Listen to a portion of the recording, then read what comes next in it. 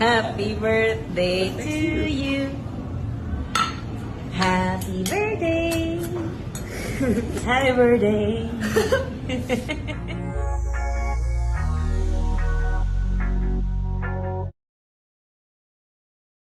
Judy Ann Santos at Ryan Agoncillo tinapad ang birthday wish ng kanilang anak na si Kuya Lucho.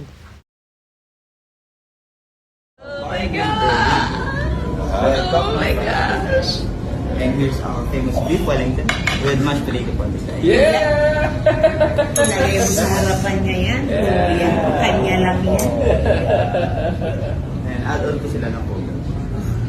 And red wine yung po sa there we go.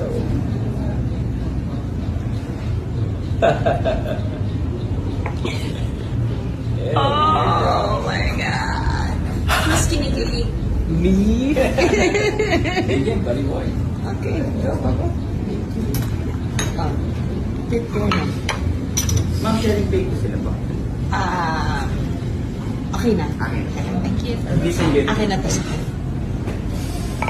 Kasi they ordered mo. Okay, may lobster. I think.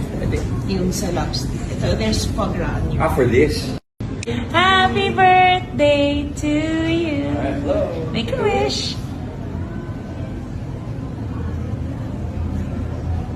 Alright! Yay! Happy birthday, buddy. Idinate nga ni Ryan Agoncillo at Judy Ann Santos ang kanilang anak na si Kuya Lucho na nagdiriwang ng ika-14th birthday nito.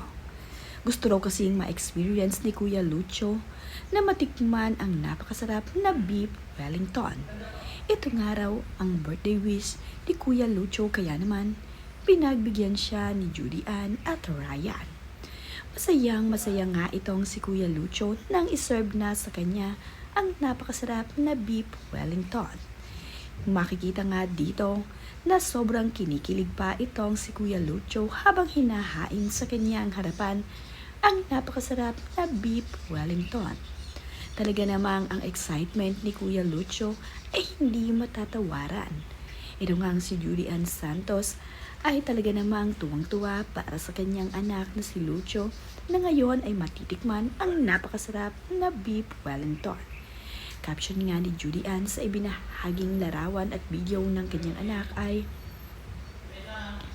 "His only wish for his birthday is to have mom and dad time. Lo and behold, siya lang ang walang pasok today sa kanilang tatlong magkakapatid. Kaya naman, ang dalawa niyang kapatid na babae na si Johan at si Luna ay hindi nakasama sa kanilang date sa pagpunta dito sa Gordon Ramsay Bar and Grill." Wish granted nga itong si Kuya Lucho, kaya naman napakasaya ng batang ito. And all he wanted was to experience his idol beef Wellington. Ay, sulit naman talaga. Caption nga ni Judy Ann Santos sa kanyang video clip na ibinahagi niya sa social media. Matapos naman nga nilang kumain ay kinantahan din nila ng happy birthday itong si Kuya Lucho. Sa wakas nga ay natupad din ang pangarap na makain ang Gordon Blue Steak na ito na talaga namang kanyang pinapangarap.